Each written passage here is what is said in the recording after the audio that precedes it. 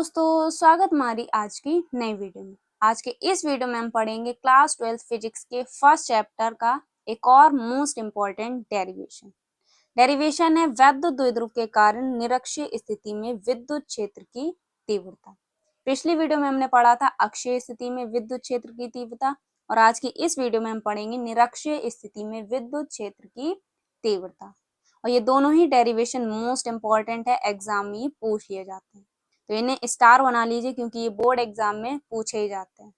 ठीक है, तो अगर आपको डेरिवेशन सॉल्व करना कठिन लगता है तो ये वीडियो आपके लिए बहुत ही ज्यादा इंपॉर्टेंट है। इस वीडियो में हम आपको स्टेप बाय स्टेप डेरिवेशन को सॉल्व करना सिखाएंगे और डेरिवेशन कैसे सॉल्व करते हैं इजी तरीके से वो भी आपको बताएंगे। तो वीडियो को अंत तक जरूर देखें। वीडियो को पहली बार देख रहे हैं, चैनल को सब्सक्राइब करके नोटिफिकेशन बेल को ऑन कर लीजिए। बाकी हमने जो पिछली वीडियोस डाली हैं वो आपको प्लेलिस्ट लिंक डिस्क्रिप्शन बॉक्स में मिल जाएगी। चलिए वीडियो को स्टार्ट करते हैं। तो डेरिवेशन है निरक्षीय स्थिति में विद्युत क्षेत्र की तीव्रता। तो सबसे पहले हम लोग डायग्राम को समझ लेंगे। अगर आपने ये डायग्राम अच्छे से समझ लिया तो डेरिवेशन भी आप इजीली सॉल्व कर पाएंगे। ठीक है, क्योंकि मेन डेरिवेशन में डायग्राम होता है। तो हमने क्या ले लिया, हमने विद्युत द्विध्रुव ए भी ले लिया। ठीक है, हमने क्या ले लिया, विद्युत द्विध्रुव ए भी ले लिया। ए पर माइनस की आवेश रखा है, बी पर प्लस की आवेश रखा है। ठीक है, और इस विद्युत द्विध्रुव की जो दूरी होगी वो कितनी होगी, 2L होगी। ठीक है, अब हमने क्या कर दिया, हमने इसके मध्य में एक बिंदु ओ रख दिया। जब मध्य में बिंदु हमने ओ रख दिया तो इसकी दूरी क्या हो जाएगी, बढ़ जाएगी। इधर की दूरी L हो जाएगी और इधर की दूरी भी L हो जाएगी। पूरी दूरी L 2L थी, तो जब हमने मध्य में ओ रख दिया बिंदु तो दूरी LL हो जाएगी। ठीक है, LL भाग में बढ़ जाएगी। ठीक है, अब ये जो विद्युत द्विध्रुव है, ये विद्युत द्विध्रुव परावैद्युत माध्यम में रखा गया। ये याद रखिएगा, विद्युत द्विध्रुव परावैद्युत माध्यम में रखा गया। और परावैद्युत माध्यम को हम K से लिखते हैं।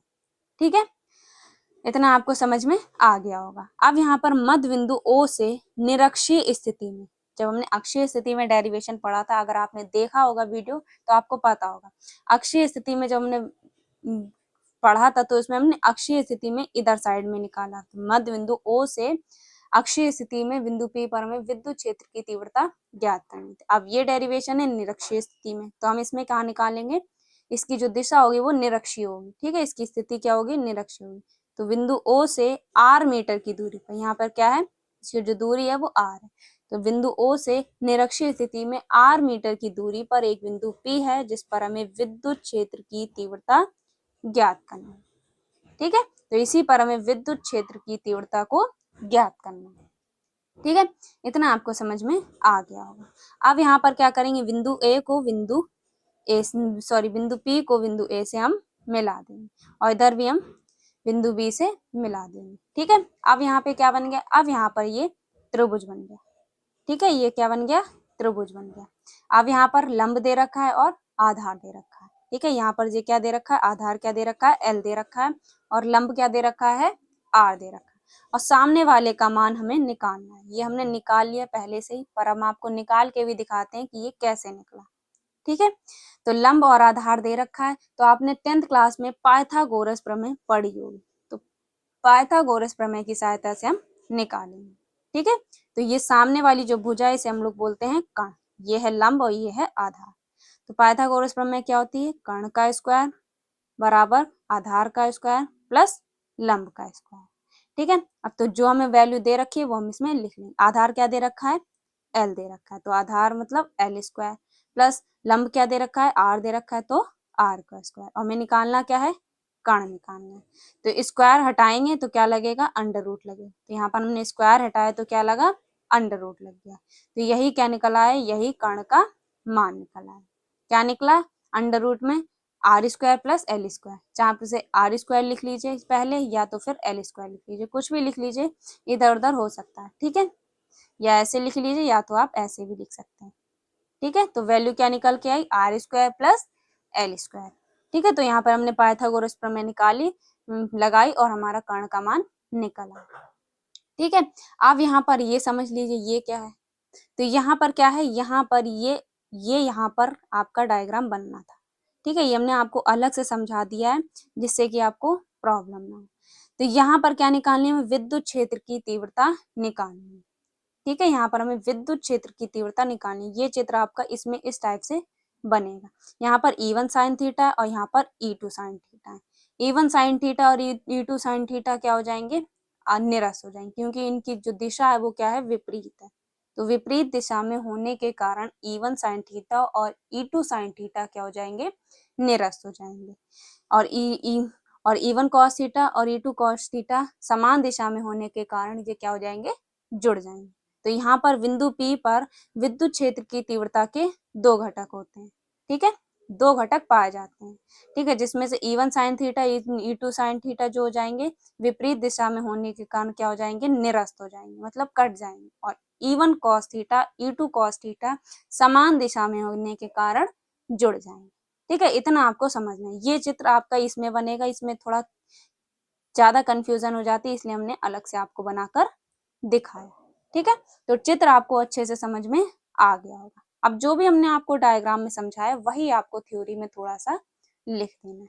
कैसे लिखना है, तो माना एक विद्युत द्विध्रुव ए बी दिखा है, यह तथा यह परावैद्युत माध्यम में रखा गया है। इसके मध्य बिंदु ओ से आर मीटर की दूरी पर एक बिंदु पी है। चाहे आप ऐसे भी लिख सकते हैं या तो आप ऐसे लिख सकते हैं कि इसके मध्य बिंदु ओ से निरक्षीय स्थिति में आर मीटर की दूरी पर एक बिंदु पी है, जिस पर हमें तीव्रता ज्ञात करनी है या विद्युत क्षेत्र की तीव्रता ज्ञात करनी है, ठीक है। अपनी भाषा में बना के लिखिए, रटने की कोई आवश्यकता नहीं, ठीक है।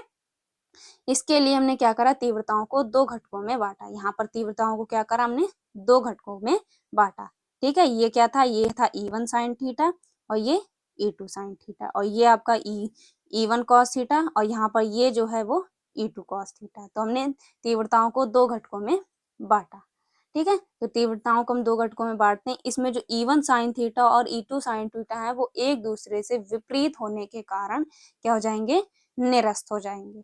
जबकि E1 cos थीटा और E2 cos थीटा समान दिशा में होने के कारण क्या हो जाएंगे, जुड़ जाएंगे, ठीक है। तब परिणामी तीव्रता, अब यहाँ से आपका डेरिवेशन स्टार्ट हो जाएगा। इतना अगर आपने लिख दिया, यहाँ पर आपने डायग्राम बना दिया और थ्योरी लिख दी, तो यहाँ पर आपके 3 नंबर पक्के हैं। 3 नंबर आपके पक्के हैं, क्योंकि डायग्राम अगर आपने अच्छे से बनाया है तो 2 नंबर तो आपको डायग्राम में मिल ही जाएंगे। और उसके बाद ये थ्योरी अगर आपने लिख दी तो आपको 1 नंबर यहाँ से आपको मिल जाएगा, ठीक है। बाकी आपका सॉल्यूशन का 2 नंबर आपको मिलेगा, ठीक है। तो यहाँ से आपका मेन डेरिवेशन है, इसे आपको अच्छे से समझना। तो हमने क्या लगाया, परिणामी तीव्रता का फॉर्मूला लगाया। परिणामी तीव्रता का फॉर्मूला क्या होता है, E1 E=E1 cos theta plus E2 cos theta. अब जैसे ही हमने अक्षीय स्थिति में करा था उसी टाइप से हम इसमें भी करेंगे। सबसे पहले हमने क्या किया था, सबसे पहले हमने माइनस क्यू आवेश के कारण तीव्रता निकाली थी, इसके बाद हमने प्लस क्यू आवेश के कारण तीव्रता निकाली थी। तो इसी टाइप से हम इसमें भी करेंगे। तो सबसे पहले हम क्या करेंगे, प्लस क्यू आवेश के कारण तीव्रता निकालेंगे। फॉर्मूला क्या लगेगा, E=1/4πε0 और Q1/r²। ये कौन सा फॉर्मूला है, किसी बिंदु आवेश के कारण विद्युत क्षेत्र की तीव्रता का फॉर्मूला है। यही वही वाला फॉर्मूला यहाँ पर लगा है। अब यहाँ पर r की जगह हम क्या रख देंगे, दूरी रख देंगे। तो प्लस क्यू आवेश से दूरी कितनी है, तो प्लस क्यू आवेश की दूरी जो है वो r² √r² प्लस l², और r का स्क्वायर था तो यहाँ पर क्या लग जाएगा, होल स्क्वायर लग जाएगा, ठीक है। अब यहाँ पर क्या करेंगे, अंडर रूट से जो होता है वो स्क्वायर कैंसिल हो जाता है। तो यहाँ से हमने क्या कर दिया, अंडर रूट से स्क्वायर कैंसिल कर दिया, तो हमने डायरेक्ट लिख दिया E1=1/4πε0K। अब ये K क्यों चल रहा है, क्योंकि जो विद्युत द्विध्रुव है वो परावैद्युत माध्यम में रखा गया, तो K भी चलेगा साथ में, ठीक है। उसके बाद यहाँ पर अंडर रूट से स्क्वायर कैंसिल हो गया, तो हमने लिख दिया r² प्लस l², ठीक है। यही क्या बन गई, यही समीकरण बन गई। अब इसी प्रकार से हम माइनस क्यू आवेश के कारण निकालेंगे। तो माइनस क्यू आवेश के कारण भी सेम निकालेंगे। E1=1/4πε0K Q/r² की जगह क्या रख देंगे, जो Q में उसकी दूरी दे रखी है। तो क्या दे रखी है, यहाँ पर देख लेते हैं। तो यहाँ पर जो दे रखी है दूरी वो कितनी है, r² प्लस l², किसमें है, अंडर रूट में। तो यही हम क्या रख देंगे, यहाँ पर दूरी रख देंगे, ठीक है। अब इसमें भी सेम हो जाएगा, अंडर रूट से क्या हो जाएगा, स्क्वायर यहाँ पे हट जाएगा। तो स्क्वायर से क्या हो जाएगा, अंडर रूट हट जाएगा। इसमें भी सेम समीकरण ने 2 बना लिया, ठीक है। अब क्या करेंगे, अब यहाँ पर हम परिणामी तीव्रता का फॉर्मूला लगाएंगे। तो E1 cos थीटा और E2 cos थीटा क्या हो जाएंगे, जुड़ जाएंगे। तो हमने यहाँ पर क्या रख दिया, E1 का मान रख देंगे और यहाँ पर E2 का मान रख देंगे। E1 का मान क्या है, 1/4 पाई f sin 0 के Q/r² प्लस L² और cos थीटा चल रहा है, cos थीटा साथ में चले, प्लस में E2 का मान, तो E2 का मान क्या है, 4 पाई f sin 0 के Q/r² plus L², cos theta साथ में चलेगा। ठीक है, अब यहाँ पर क्या करेंगे, अब यहाँ पर हम लेंगे कॉमन, जो भी चीज कॉमन है उसे हम कॉमन ले लेंगे। तो इसमें यहाँ पर ये दोनों क्या आ रहे हैं, कॉमन आ रहा है। तो यहाँ पर हमने E=1/4 पाई f sin 0 के Q/r² प्लस L², इतना ये क्या आ रहा है, कॉमन आ रहा है। ठीक है, इसके बाद यहाँ पर 2 cos थीटा है तो हमने क्या लिख दिया, 2 cos थीटा। ठीक है, इसके बाद E=1/4 पाई f sin 0 के Q/r² प्लस L²। अब आपने cos थीटा का मान तो पढ़ा होगा, आधार बटे कण। cos थीटा का फॉर्मूला क्या होता है, आधार बटे कण। आधार क्या दे रखा है, तो यहाँ पर देख लेते हैं। आधार क्या दे रखा है, L दे रखा है। ठीक है, तो यहाँ पर आधार का मान क्या हो जाएगा, L हो जाएगा। ठीक है, कण का मान क्या दे रखा है, √में r² प्लस L²। तो cos थीटा की जगह क्या रख दिया जाएगा, L/में √r² प्लस L²। तो यहाँ पर आपको लिख के दिखाना है, चूंकि cos theta L/में √r² plus L²। तो यहाँ पर हमने cos थीटा की जगह क्या रख दिया, L/में √r² प्लस L²। ठीक है, यहाँ पर आपको अच्छे से समझना है क्योंकि यहाँ पर पावर का खेल है जो कि आपको अच्छे से समझना है। तो E=1/4 पाई f sin 0 के Q/r² प्लस L²। अब जिसके ऊपर पावर नहीं होती उसके ऊपर पावर हम कितनी मान लेते हैं, 1 मान लेते हैं। ठीक है, उसके बाद 2 चल रहा है तो 2 लिख देंगे, और फिर क्या चल रहा है, L/में r² प्लस L²। अब यहाँ पर कहेंगे कि अंडर रूट कैसे हट गया, तो जब भी अंडर रूट हटता है तो पावर उसकी क्या हो जाती है, हाफ हो जाती है। ठीक है, तो यहाँ पर इसकी पावर कितनी हो जाएगी, हाफ हो जाएगी। ठीक, अब यहाँ पर पावर, जिसके ऊपर पावर नहीं होती उस पर हम 1 मान लेते हैं, और अंडर रूट हटा तो पावर कितनी हो गई, हाफ हो गई। तो यहाँ पर 1 1 और हाफ, इसे जोड़ेंगे तो कितनी हो जाएगी, पहले गुणा कराएंगे, 2 1 कम 2, तो 2 1 कम 2, और प्लस में क्या चल रहा है, 1 चल रहा है, और बटे में क्या चल रहा है, 2 चल रहा है। तो क्या आ जाएगा, 3/2। तो ये जुड़कर कितनी हो जाएगी, 3/2। ठीक है, तो कैसे लिखेंगे, E=1/4 पाई f sin 0 के Q/r² प्लस L²। L पर स्क्वायर लगा लीजिएगा। ठीक है, बाकी ये हमने क्या ले लिया, कॉमन ले लिया, तो कॉमन ले लिया, बाकी ये क्या बचा, 2L बचा। ठीक है, और पावर जुड़कर कितनी हो गई, 3/2। ठीक है, इसके बाद फिर क्या करेंगे, फिर सेम लिख देंगे, E=1/4 पाई f sin 0 के Q इंटू में 12 और बटे में क्या चल रहा है, r² प्लस L² की पावर 3/2। ठीक है, तो यहाँ तक तो आपको अच्छे से समझ में आ ही गया होगा। ठीक है, अब यहाँ पर समझिए, जो L का मान है वो r² से बहुत ही छोटा है, क्योंकि r² का मान बड़ा है। तो r² का मान बड़ा है, L² का छोटा है, तो L का मान जो हो जाएगा वो क्या हो जाएगा, हट जाएगा। ठीक है, तो यहाँ पर जब L का मान हट जाएगा तो क्या हो जाएगा, E=1/4 पाई f sin 0 के Q इंटू 2, और अपॉन में r का स्क्वायर, और पावर क्या चल रही, 3/2। ठीक है, 3/2 इसकी पावर चल रही। ठीक है, अब यहाँ पर भी समझिए, Q इंटू 12। अब Q इंटू 12 ये किसका फॉर्मूला है, तो ये फॉर्मूला है विद्युत द्विध्रुव आघूर्ण का फॉर्मूला है। ठीक है, ये फॉर्मूला किसका है, विद्युत द्विध्रुव आघूर्ण का फॉर्मूला है। तो Q इंटू 12 की जगह क्या आ जाएगा, P आ जाएगा, क्योंकि यहाँ पर Q इंटू 12 है तो इसकी जगह हम P रख देंगे। ठीक है, और उसके बाद बटे में r², क्योंकि L का मान तो छोटा है, R का मान बड़ा है, तो r² चल रहा है, पूरी पावर क्या चल रही, 3/2। तो 2 से 2 कैंसिल हो जाएगा, तो इसकी पावर कितनी हो जाएगी, 3 हो जाएगी।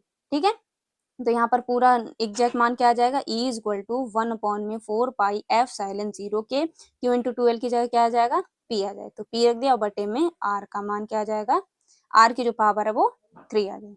तो पूरा मान क्या आ जाएगा, E=1/4 पाई f sin 0 के P/r की पावर 3।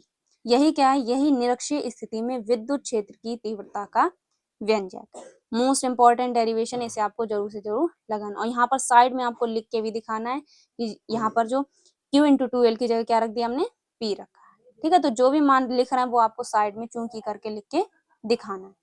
यदि माध्यम जो है वो वायु या निर्वात में हो तब जो परावैद्युत मतलब के का मान जो हो जाएगा वो 1 हो जाएगा। तो यहाँ पर के चल रहा है, के का मान, तो के का मान 1 हो जाएगा अगर माध्यम वायु या निर्वात में। तो यहाँ पर के का मान जब 1 रखेंगे तो क्या हो जाएगा, यहाँ पर के हो जाएगा कैंसिल। ठीक है, तो फाइनल प्रूवमेंट क्या आ जाएगा, E equal to 1/4 pi epsilon 0 P upon में R की पावर 3। ठीक है, यही क्या है, निरक्षीय स्थिति में विद्युत क्षेत्र की तीव्रता का डेरिवेशन। ठीक है, और इसके बाद आपको मात्रक भी लिख के दिखाना, मात्रक क्या है, न्यूटन प्रति कूलम। तो इस टाइप से आपको डेरिवेशन करना है, बहुत ही इजी है, बहुत ही इजीली आप इसको सॉल्व भी कर पाएंगे। सबसे पहले आपको अच्छे से डायग्राम बनाना है, फिर इसकी थ्योरी लिखनी है, फिर यहाँ पे आपको परिणामी तीव्रता का फॉर्मूला लिखना है। सबसे पहले प्लस क्यू आवेश के कारण तीव्रता निकालना, फिर इसी प्रकार से आपको माइनस क्यू आवेश के कारण तीव्रता निकालनी है। फिर आपको परिणामी तीव्रता का फॉर्मूला लगाना है, E1 और E2 का मान रख देना है और आपका डेरिवेशन निकल आएगा। ठीक है, तो बहुत ही इजी, अगर आप इसे 2 से 3 बार प्रैक्टिस करके लगाएंगे तो बहुत ही इजीली आप इसे अच्छे से याद कर पाएंगे। ठीक है, तो ये वीडियो कैसी लगी कमेंट बॉक्स में जरूर बताइएगा। बाकी हमने इस चैप्टर के जितने भी इंपॉर्टेंट क्वेश्चन करवा दिए, लिंक डिस्क्रिप्शन बॉक्स में, उस प्लेलिस्ट में सारी वीडियोस आपको ऐड मिल जाएंगी। बाकी कल आपकी वीडियो पड़ेगी विद्युत फ्लक्स, जो कि बहुत ही ज्यादा इंपॉर्टेंट टॉपिक है और इससे रिलेटेड आने वाले डेरिवेशन जो कि बोर्ड एग्जाम में लगातार पूछेगा। तो कल का वीडियो आपको जरूर से जरूर देखना है, उसके लिए नोटिफिकेशन बेल को ऑन कर लीजिए। मिलते हैं नेक्स्ट वीडियो में, तब तक के लिए जय हिंद, जय भारत।